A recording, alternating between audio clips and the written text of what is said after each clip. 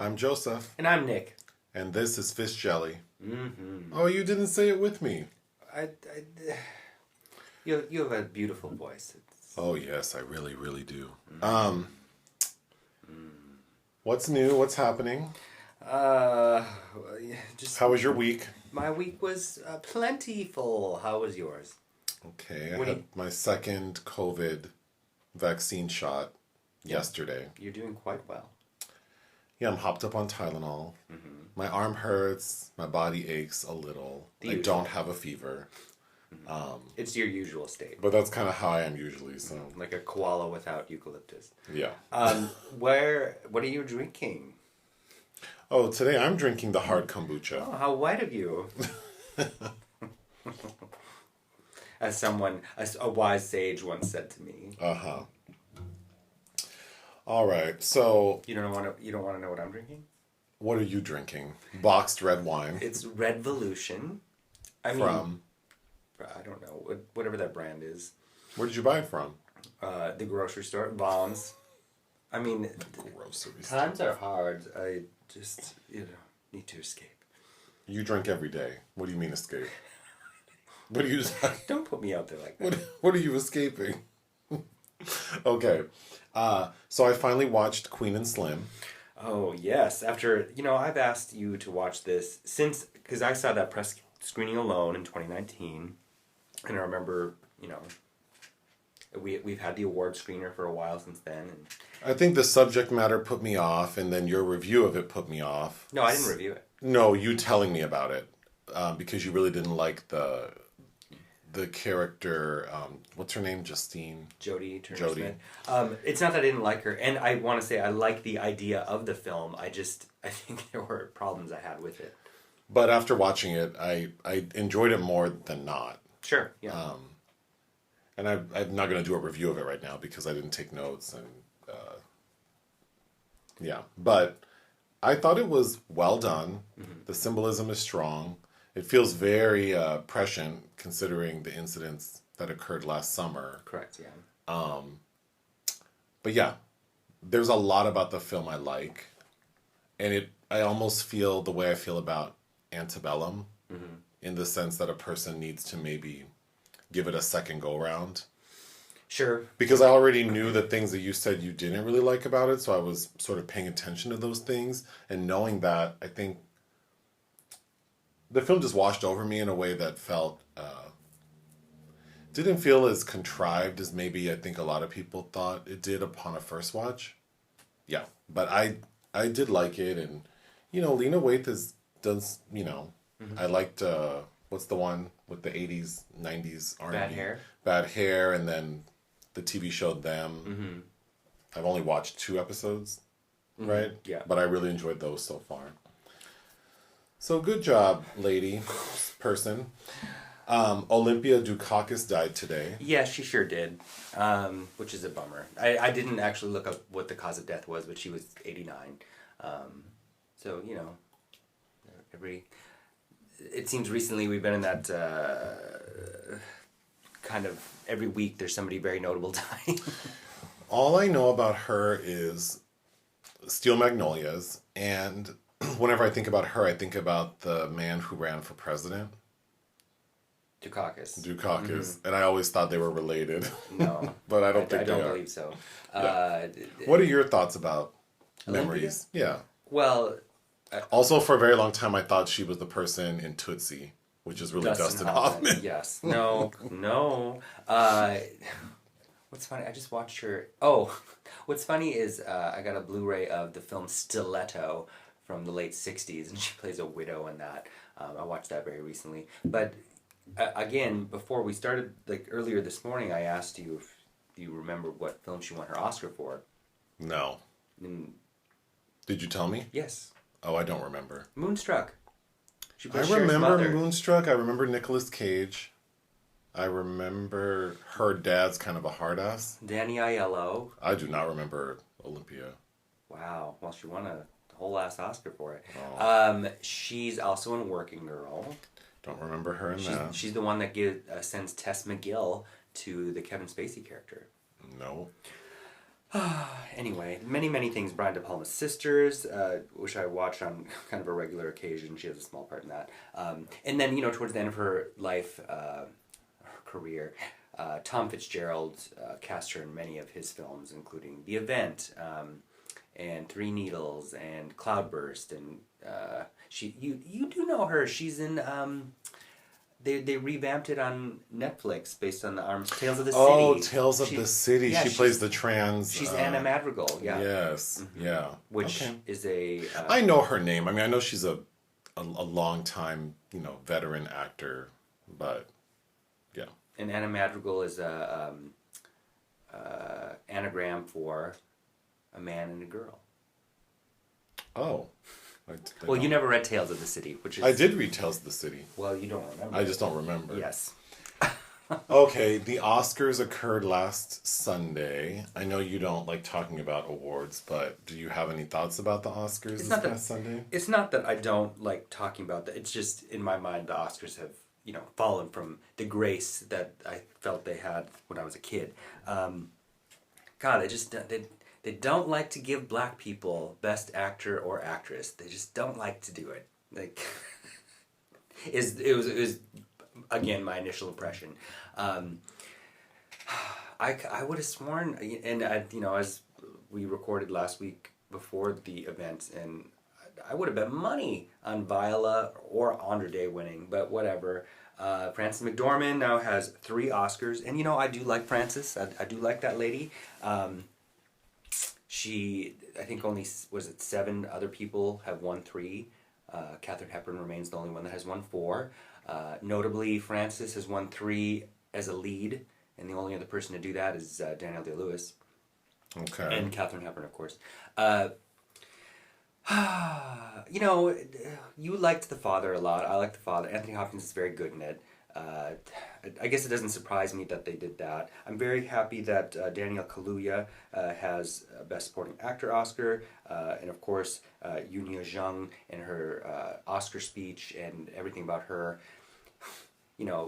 Strangely enough, the only in that category supporting actress, it's been 63 years since an Asian woman has won that award, and that was Miyushi Umeki for Sayonara, the James Michener adaptation, which starred Marlon Brando. And I have seen that film. We have it on Blu-ray. Ricardo Montalban is playing an Asian man. They give him yellow face, which is very distracting. But that movie is historically important for her Oscar win. Glenn Close dancing to Debut, and Spike Lee giving a shout out to his sister, I think is funny. I do believe that Glenn Close should have an Oscar. I am happy that she did not win for Hillbilly Elegy, which is a film I did not like at all. And we just watched her film 4 Good Days, which you also didn't care for. No, but I would have been... That film technically is better than Hillbilly Elegy. But well, then I'm sure 4 Good Days will get attention too. And Halle Berry... with her Dora the Explorer wig. This beautiful woman in her hair, my lord. I was trying to come up with a way to phrase it, but since Halle Berry is the only black woman to have won Best Actress, it's gonna be Halle, like how Halley's Comet only comes around every 75 years. Yeah. Halle will only be toppled 75 years from now. Well, how I feel about it, to quote Patsy from Ab Fab, awards don't matter. So I agree. It just seems so arbitrary, which we've talked about a million times, but it is, and it's just maybe I feel like we need to get, and I think what we're going to be discussing later on also kind of ties into this. Is I think we just need to shift the importance away from things like that. Sure. Okay, what else have we been doing? So the first episode of RuPaul's Drag Race Australia premiered today, so we watched it. Oh yes. What were your initial thoughts? Fine. Nobody. I think that I am prone to automatically rooting for the underdog always. So of course the formula of Drag Race is they always set someone up as that. And who is it? Electra Shock. Okay. I think automatically you feel like, oh, I'm gonna root for her. I was underwhelmed. No one stood out to me. I don't think I recall anyone's name except Karen from finance. And she won. She won the first episode. They didn't have a challenge, so I thought that the first episode actually felt kind of janky because Rue is not able to be in drag on the judges panel because he says his makeup was lost in transit. But then they have sort of a cutaway video of him that clearly was filmed at a later date. Maybe that's true. No, I'm sure it's true, but it just feels kind of janky. There's no... they have their mini challenges to take or they do like an acting thing. Yes, with Taika Waititi remotely. Oh, that's right. Yeah, I wasn't wowed. Usually, first episode, a few people really stick out. This crowd, the only thing I took away is that the Australian queens seem really mean-spirited. Like Americans. Yeah, but the American queens seem like they're doing it because they know that'll get them attention. Like, they're trying to be bitchy and they're trying to be, like, instigate things. Mm-hmm. These queens seem like they're just nasty. Like their default is to pick at one another and be catty, which is not... I mean, I don't enjoy watching that, like... Sure. To any degree. Well, that's not true. I enjoy it sprinkled about, but this entire episode was them being bitchy to one another until the one who was one of the most bitchy ones got sent home. Yeah. And then she wanted everyone to feel sorry for her. And she was a person of color, which was even more disappointing. And I think there's only 2, right? Correct. So that was even more disappointing. Like, girl, you're not being kind to other people, and then you're trying to show how you're like treated differently, and I don't know. I felt a way about that. Next, I wanted to mention a show on Netflix called Family Reunion. Wait, you mean Family Reunion? Oh, it's in its 3rd season, I believe. That's what's on Netflix right now. And initially, I had no interest in watching the show. I thought it was going to be sort of like corny, religious-based family humor. And it starts off on that note, sure. It does, but I think I'm very surprised. I'm like, it's been what, 3-4 days since I started? And I'm already like 12 episodes in. Yeah, and I kind of walk in and out. I mean, Loretta Devine. Loretta Devine is so funny. And if you would have asked me, I was not a fan of Sister Sister. I didn't like the Maori twins then. I don't like them now. The other sister seems kind of, I don't know, her husband's conservative and she seems a little off. But I really haven't enjoyed them in anything. I don't enjoy the one in... I don't know who's on The Talk or The Real. Is it Tia or Tamara? I'm not sure off the top of my head. Either way... Which I'm sure they hate. Either way, I enjoy Tia in Family Reunion. Yeah. I grew up with Sister Sister. It's nostalgia factor, but... I think Jackée Harry was the only thing that made me watch that show. But in this show, I just really love how positive it is, and they're broaching a lot of topics.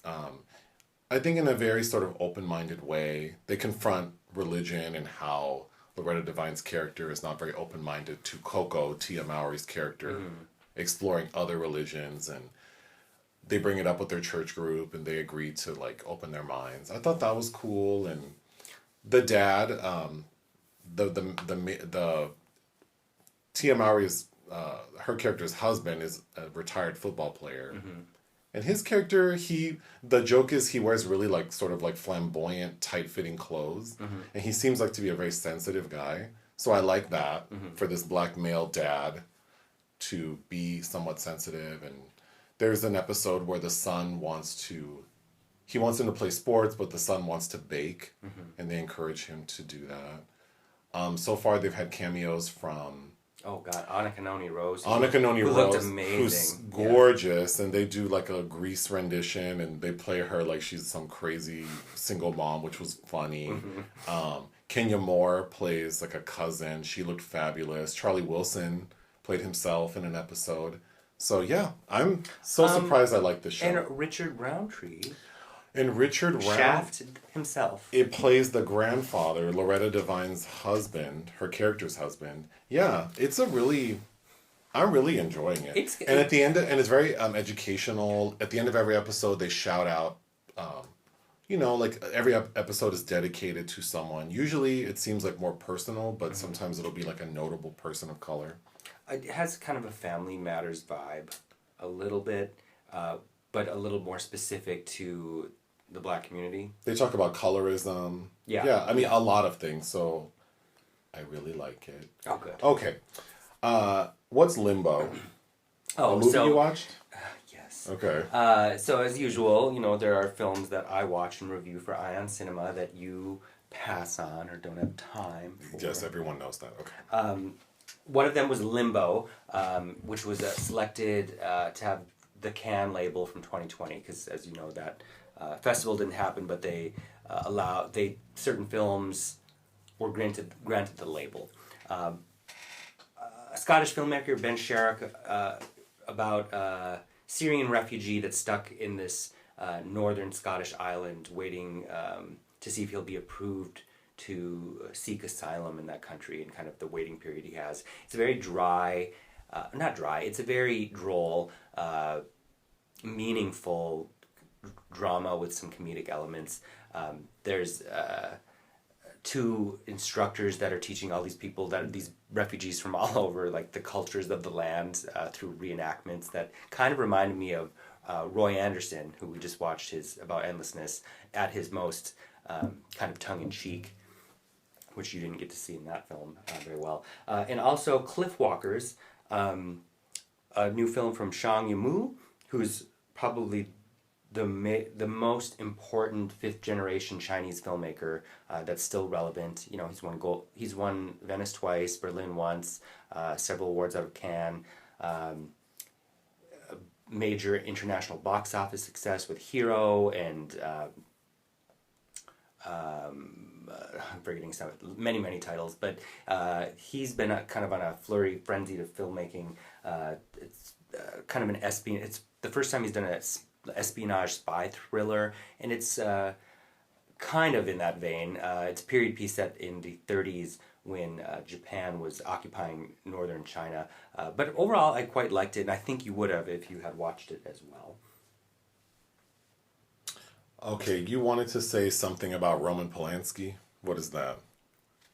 No, there were several new projects this week that I was very excited about, and one of them is Roman Polanski has a new project called The Party that is scripted by Jerzy Skolimowski.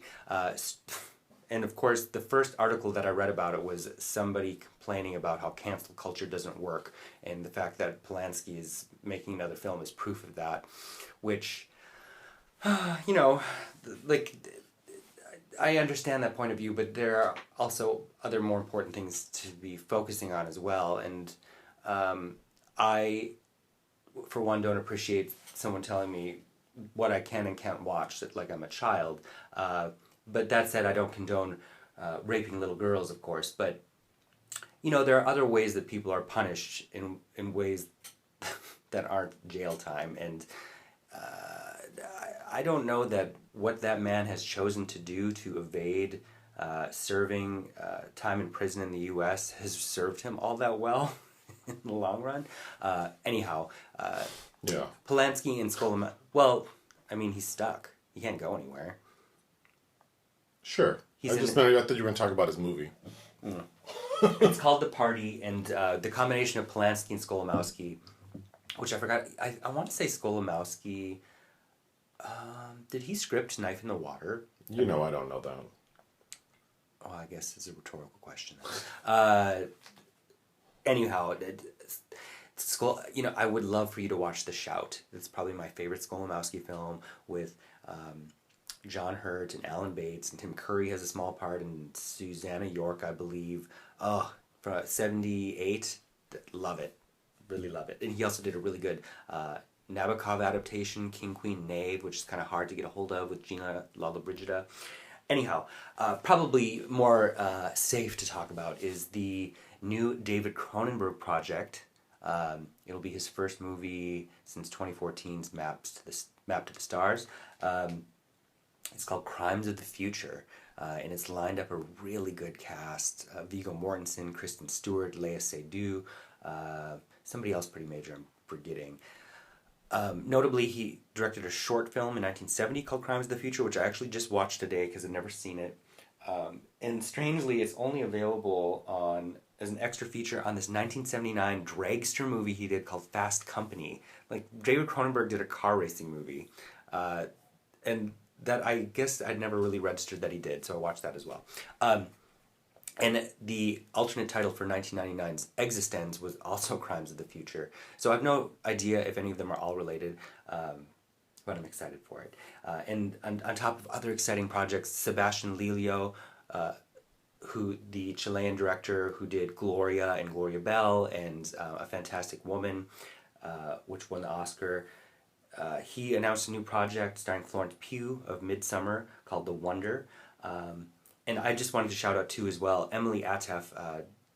I saw her last film, 3 Days in Quiberon, about a strenuous time in the life of Romy Schneider. She announced a new title, More Than Ever. But what's interesting about that is it's going to feature Liv Ullmann, who hasn't been on camera since 2012. So to me, that's a big deal. All right. Oh, no. There's one more thing. Who's Emily Atef? That's who I just said. You're not listening? Sorry. Okay. Now you want to review movies you watched this week that you did not review. Yeah, some that you watched with me, like Howling 6, The Freaks. Well, I paid, I maybe experienced like 20% of it. You don't remember why? No, you know what? I got distracted because I was reading about Janet Mock gave that speech. Oh yes, condemning Hollywood and then admitting that she cheated on Angel, Little Poppy. Oh God. Because she's in a relationship with him, but then she says she slept with someone else on the crew and Janet complained about how much she gets paid. So yeah, I got caught up in that trying to look up something else. Oh, but thanks. Wow. So Howling 6 was the Freaks. Yeah. Was very interesting. It's very interesting until it gets to the werewolf part, really. I didn't watch that part. No, that's okay. But I'm forgetting his name. The main bad guy who's the villain on Passenger 57, which we just watched, is in it. But what I wanted to see it because I was reminded of Christopher Morley, that actor who often played characters that were supposed to be trans, like in Freebie and the Bean. And I'm a fan of the first Howling movie, Joe Dante, but I actually haven't seen anything beyond Howling 3, The Marsupials. So it was kind of a waste of time at the end of the day. You and I also watched, because we got a Blu-ray copy of it from Severin Films, Deep Blood, by Joe D'Amato. That was a slog. It really does necessitate a Mystery Science Theater treatment to be entertaining. There's nothing about it that I can say is interesting enough to shout out. No. I mean, there are four young men. Mm-hmm. So I guess if you like young men who are moderately attractive, oftentimes without shirts on, then there's that, but the story makes no sense. The actual underwater scenes with the shark look really fake. The blood looks like... Well, what's funny is because another Jaws ripoff from the 70s that we kind of did like and thought was fun was Tintorera, Tiger Shark. But yeah, it was strangely the way it's packaged a waste of time. What else you got? I watched Backdraft for the first time. Okay. Trash. It was hard to sit through by myself. And my mother is a huge Kurt Russell fan, so we grew up with his films. And my dad hated that movie, which is probably why we never watched it. Oh, Ron Howard. Oh. And also Bodies Rest in Motion, a kind of monotonous Gen X movie, if there ever was one. But great cast. Phoebe Cates, Tim Roth, Eric Stoltz, and most of all, Bridget Fonda, who is a presence I kind of do miss on screen. And she was the best part of this to me. Michael Steinberg film from 1993 that I believe played at Sundance, because his film before that won something there. Very 1990s, very meandering, kind of a slog. But Bridget Fonda was really good. I feel like if they had focused more on her undoing. But then I think the best thing I've seen, the best film moment I had this week was getting wine drunk and staying up late and watching... Every night you do that. What do you mean? Don't let that be the reason it was great. But go ahead. What movie are you talking about? Go ahead. Are you done shaming me? No. But for now, let's go. My Reputation. How appropriate. No, a 1946 film starring Barbara Stanwyck, I believe directed by Curtis Bernhardt, about a woman recently widowed, and she goes on a ski trip with her friend, played by Eve Arden, who you know from Mildred Pierce, and meets this other man played by George Brent, who used to kind of sleep around with Bette Davis, and she falls in love with him and has a romance against the wishes of everybody, including her harpy of a mother, who's even worse than the mother in Now Voyager. And just kind of how it's 1946, so post-World War II, and how she decides to cut off ties with society and everybody around her and actually pursue this romance, not wear black, was so refreshing to see. It reminded me of what I felt like my grandmother should have done. But also so strangely, at odds against the output of the 1950s. Because by 1946, I believe that the Hays Code was already in full effect. The Catholic Legion of Decency already had to give approval ratings on films to be released, which is a whole battle going on. Because the pre-codes, Barbara Stanwyck grew out of pre-code Hollywood. And if you have never had the chance to see those films, like Babyface or Ladies They Talk About or Night Nurse, like those are so fantastic and ahead of their time.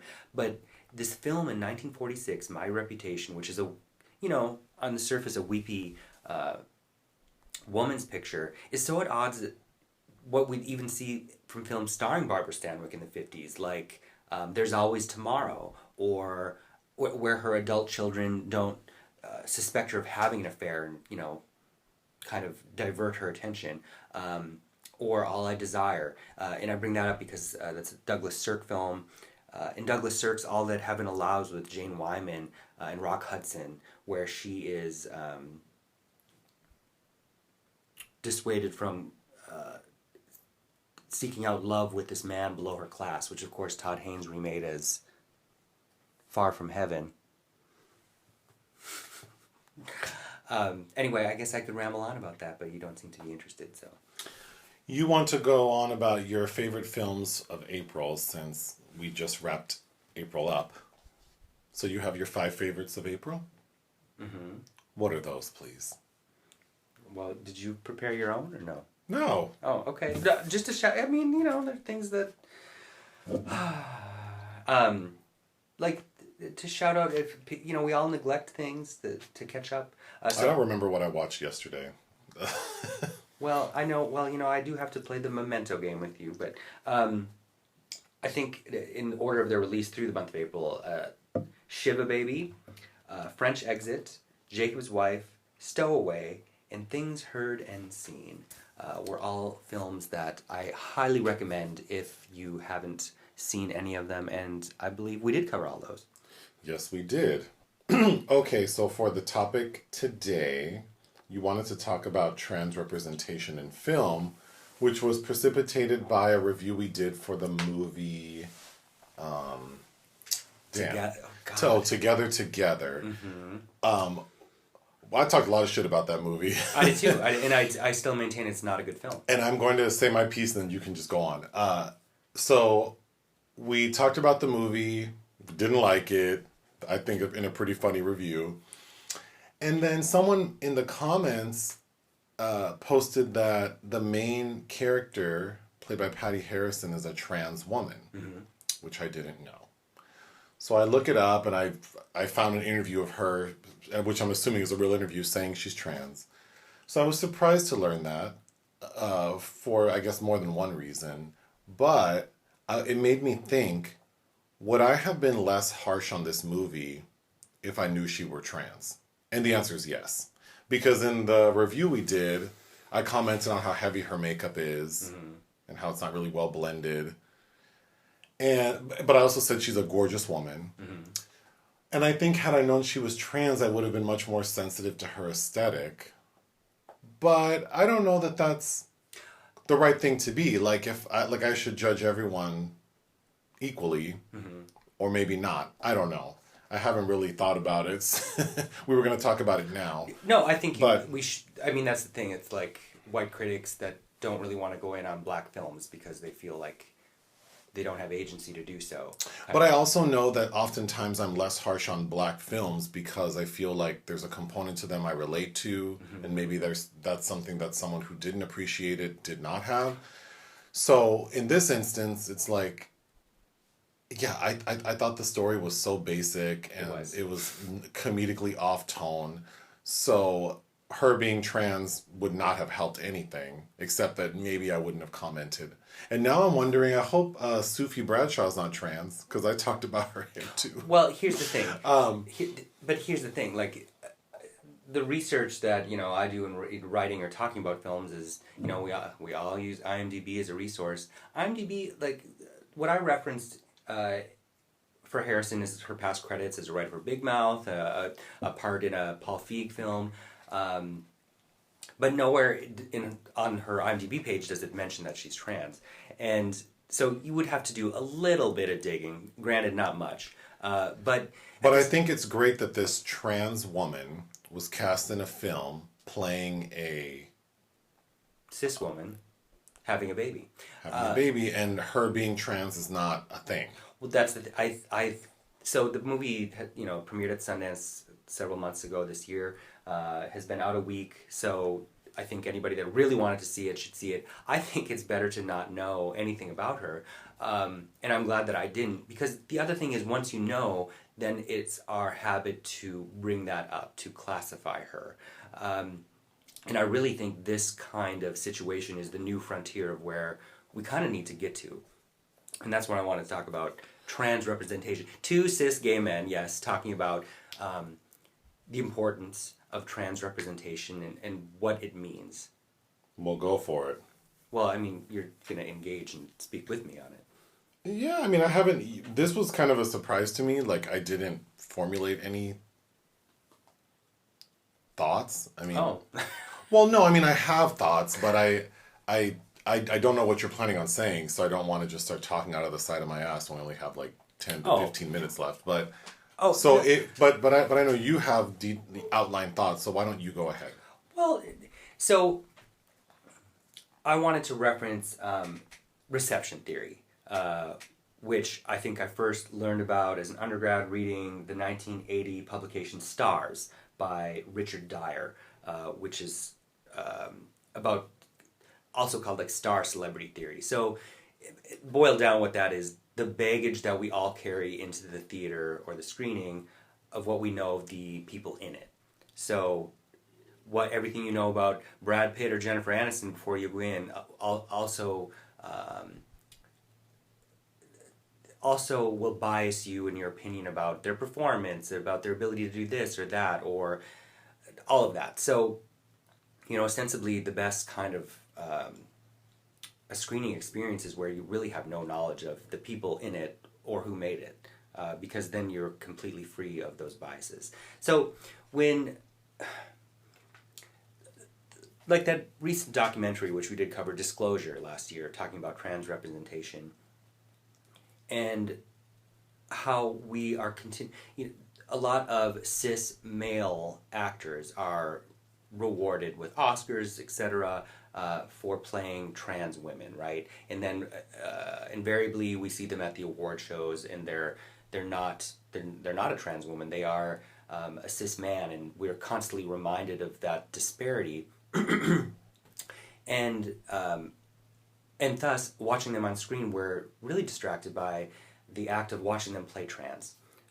Is one part of this conversation. Another part of the conversation is trans performers.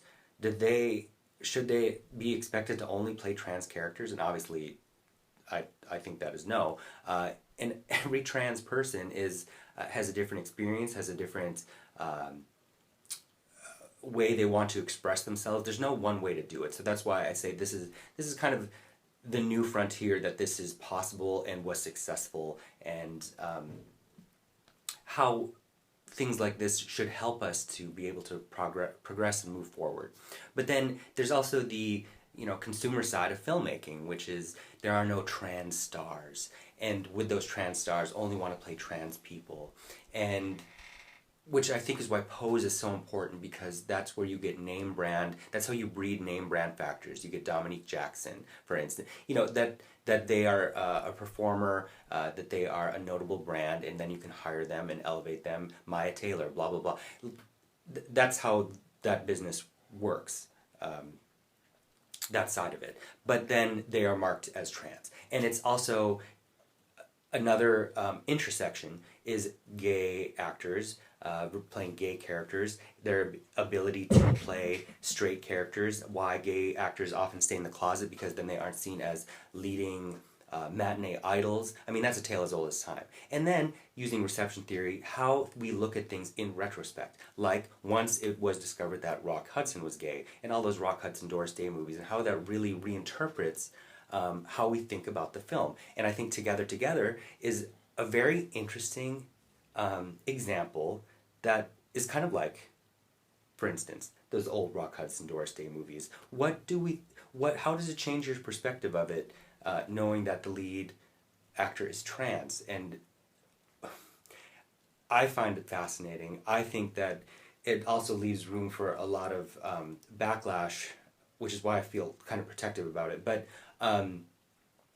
yeah, I don't know. I think it's fascinating, and we need to get to a place where, yeah, Scarlett Johansson says that an actor should be able to play a tree, and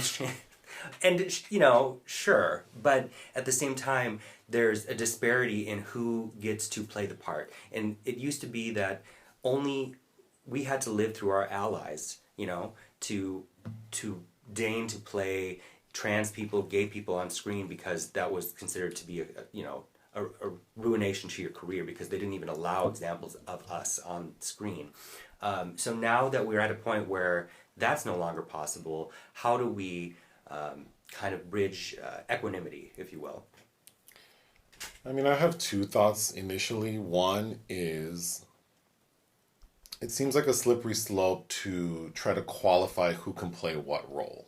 Yes. So being upset that a trans woman is not playing a trans female character gets a little slippery, because I also think, that goes, and I know people make comparisons that don't make sense, like saying that we want, you can't get a serial killer to play a serial killer, but I don't think that that's so far off the mark. Like, it's called acting. Mm-hmm.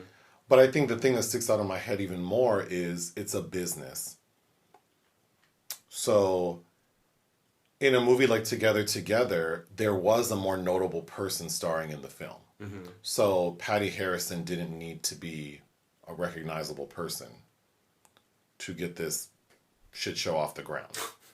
But then I think something like the Scarlett Johansson film she was attached to, playing a trans character, that film was only going to be made because of her. Yeah, it's dead now. Mm-hmm. So I think that we have to balance the importance of telling stories with making it makes dollars and cents.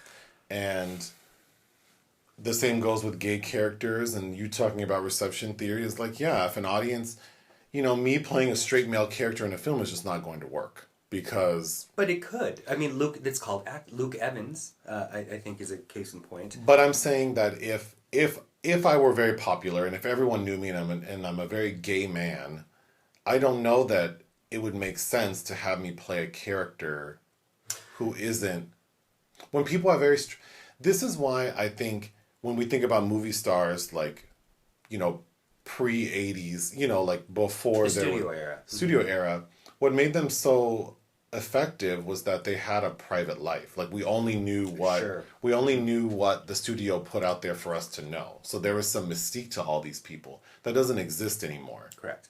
It's the same reason, social media stars don't really do film, because they're a distraction. Mm-hmm. Everyone knows them. Mm-hmm. So they may be fine actors, but they're a distraction.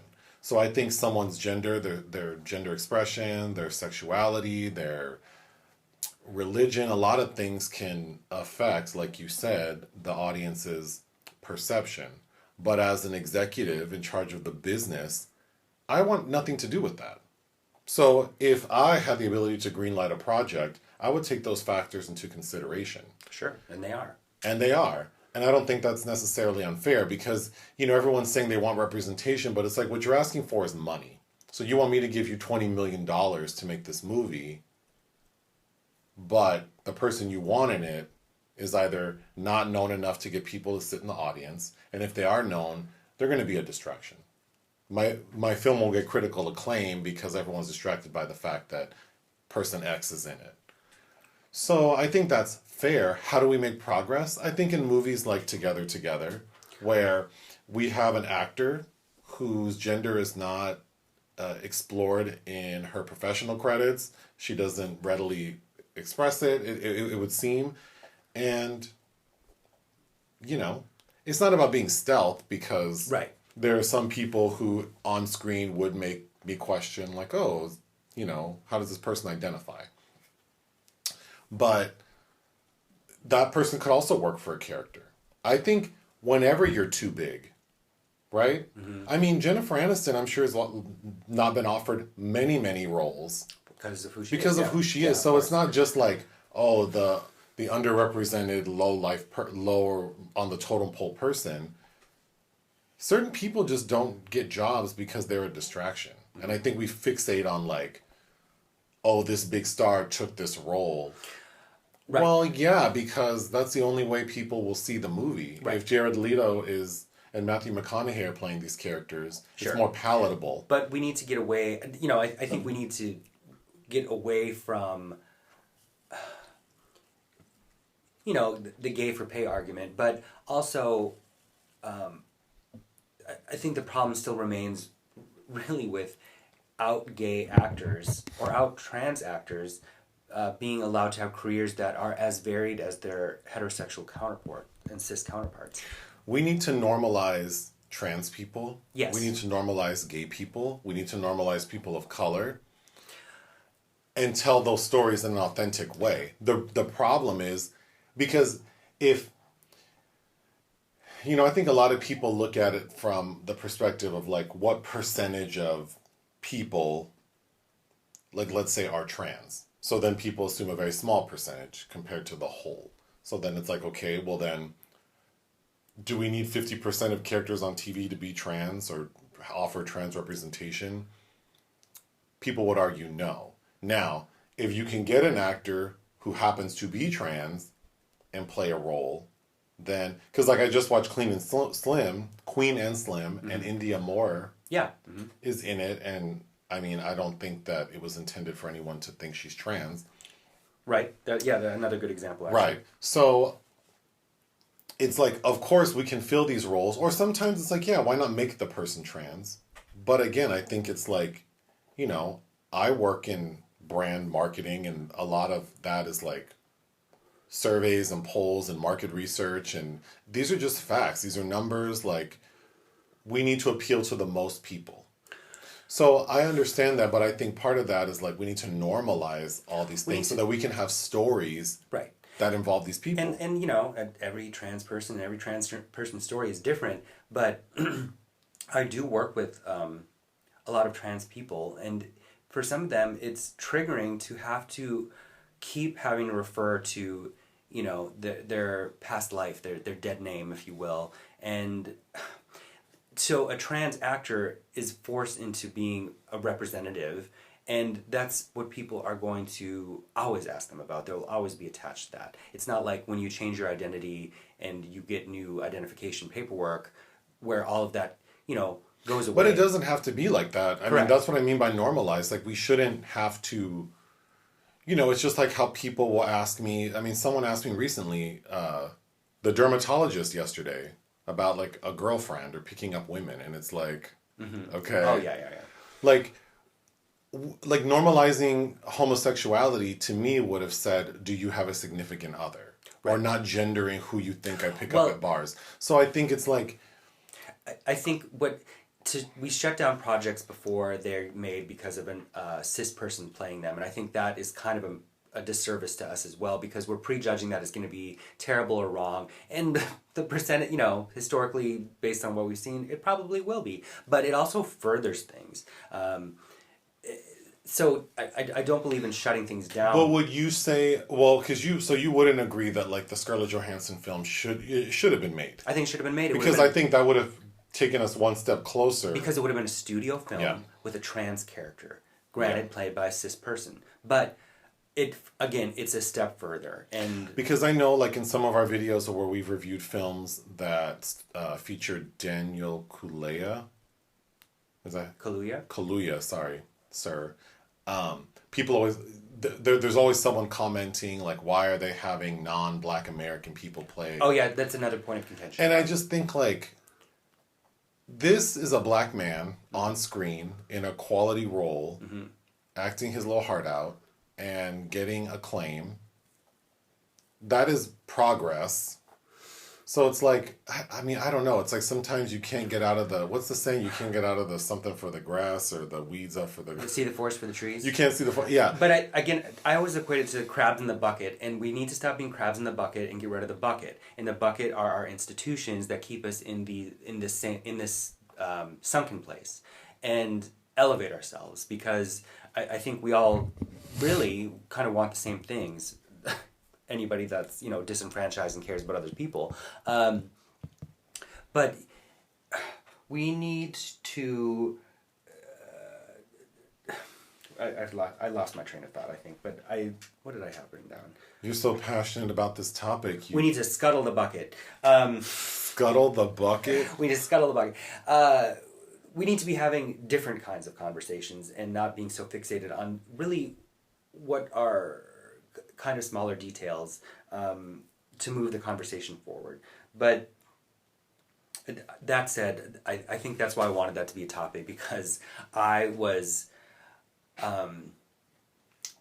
very surprised that I watched Together and said what I said, and I still don't think it's a good movie.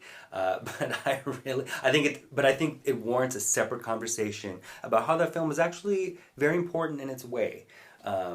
For a lead character in a film that's not addressing it, that's dealing with a cis function, reproduction, procreation, and how subversive that is, and how much I do really appreciate that part of it. Is there anything else you'd like to get out of your system before we end this podcast episode? No, we never talk about what we're reading, but I don't read. That's you're trying to shame me now. No, I buy you. So I'm illiterate and you're an alcoholic. I buy you. You do buy me books, but I don't read very well. So it's like stressful. That's so, I don't even know what to say to that. You don't read very well. You just like to say that. Well, I have excellent reading comprehension. I'm not illiterate. The problem is that I don't read like 2 pages in and I start to get a headache and I'm tired. So it's difficult. It takes me a very long time to read a book that would take anyone out, like someone like you, a day. It would take me 2 weeks. Always disparaging to yourself, but I'm good at other things. You're good at reading too, but anyhow, I'm reading Immodest Acts, The Life of a Lesbian Nun in Renaissance Italy, from Judith C. Brown in 1986, in preparation for seeing Paul Verhoeven's Benedetta. But I've been finding it very amused what this Renaissance era nun was able to get away with. Okay. And how people just believed her, like that she got a message from Jesus saying, I want to marry you, and here I want all these pillows at the ceremony. And they all just were like, sure. People want to believe. Oh my God. Like everything with COVID, like they want to believe that after the first shot they're immune, or if they've had it already, they won't get it again. And there was a sequence she told where she said Jesus came and took her heart for 3 days out of her body, and she lived without a heart. And the woman that she was touching inappropriately said, oh yes, I was touching that part of her chest and there was a hollow there. So oh God. Okay. Anyhow. We can be done, but okay. Just as a reminder, if you like our podcast, watch our videos on YouTube, Fish Jelly Film Reviews. Mm-hmm. And we're still not quite sure how people can communicate via the podcast. I know there's an email address associated. with the account. So I guess people could email us at fishjellyfilms. Wait, is that our email address? Hold on. Let me verify that before I say the wrong address. Fishjellyfilms@gmail.com. There you go. Last words? Power to the people. All right. Won't you do it? Bye. Bye.